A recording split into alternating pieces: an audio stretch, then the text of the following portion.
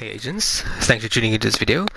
I actually have 4 RidgeWay's chest volts I want to show you, but I'm not going to show all 4 in this one video. I think I'll just split them up into 4 separate ones. Otherwise the video will be too long and nobody will watch it to completion. The first one is a variation of a build I uploaded already. This one is Ongoing Directive. I replaced the trauma chest with the RidgeWay's bride. You can, the Seska glove, you can have a Fenris glove in there if you want, or if you're using the SMG version of this, you can have a Sokolov in here, or you can put a Badger in here if your main is going to be the Scorpio, exotic shotgun. So that's basically the breakdown of it. I'm using Survivalist because of the 10% extra damage to status affected enemies.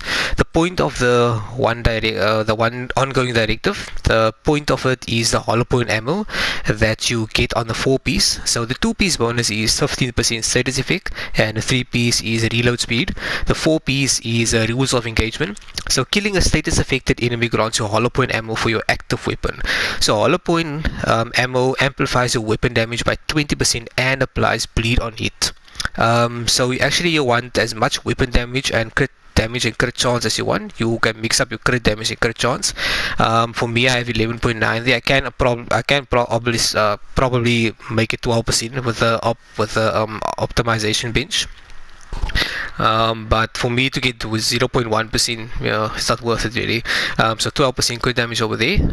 My second piece over here, which is the holster, same there. I went for crit chance on that one, 5.6%, and weapon damage I rolled to 15%. I think I got that one on like 8%, so I rolled weapon damage on it.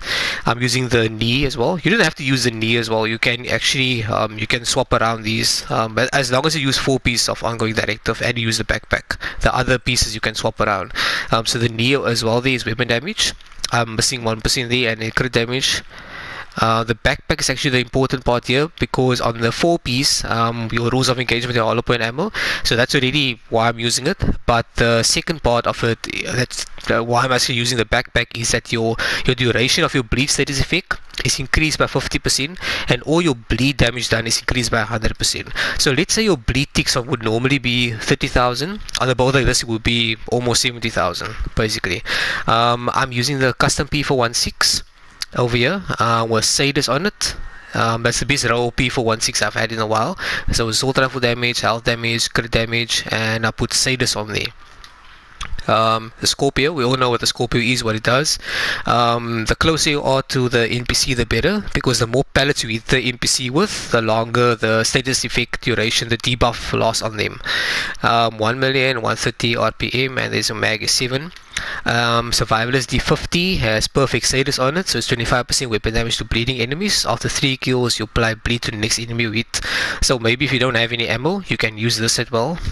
And like I said, what the RidgeWay's Pride actually does is actually the bread and butter of the build. I used to use Trauma, but why I changed it to the RidgeWay's Pride is because Trauma has a 30%, not a 30%, 30-second cooldown on it. This one has no cooldown.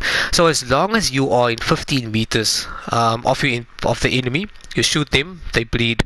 So the more of them you shoot 5 of them concurrently. As long as they are bleeding, you'll get your 48% repair, so it helps you a bit with the healing.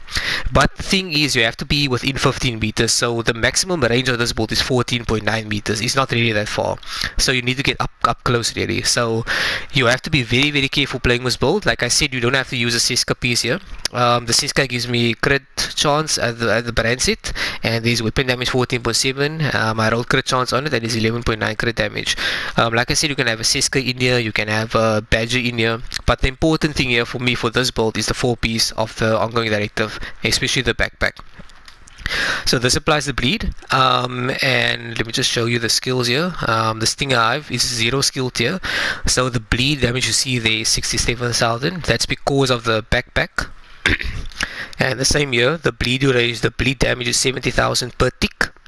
That's more or less the same what I have when I was using trauma on this build. That's where I got it from. If I change this backpack to anything else, the bleed damage, the bleed ticks, the damage basically halves.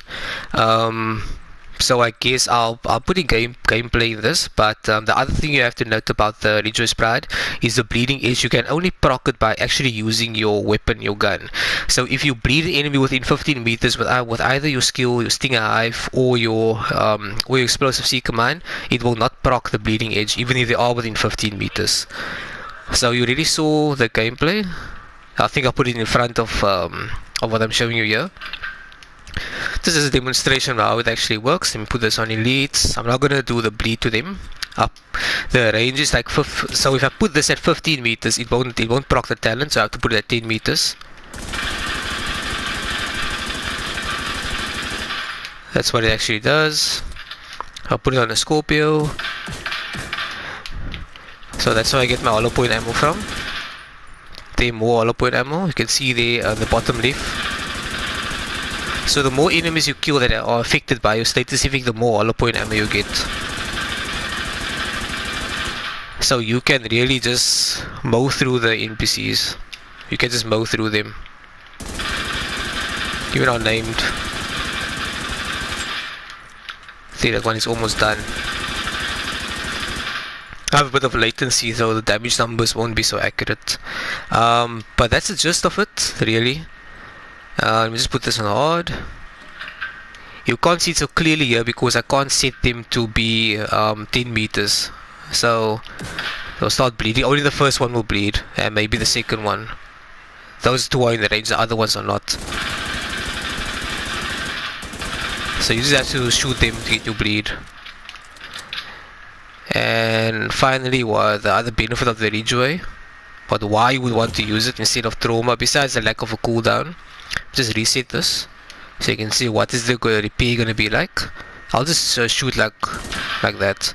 So they're bleeding. You're getting a little bit of healing back. So obviously the more that one won't bleed. Okay, that actually does. But they have to bleed within 15 meters. So the more they are bleeding, the more they bleed at the same time, the stronger your repair is. That's basically the point of the RidgeWay's Pride, is to give you a little bit of repair while you're dealing damage, bleed damage. So you don't have to use this one. The Ongoing Directive, I have other loadouts for you I'm going to show.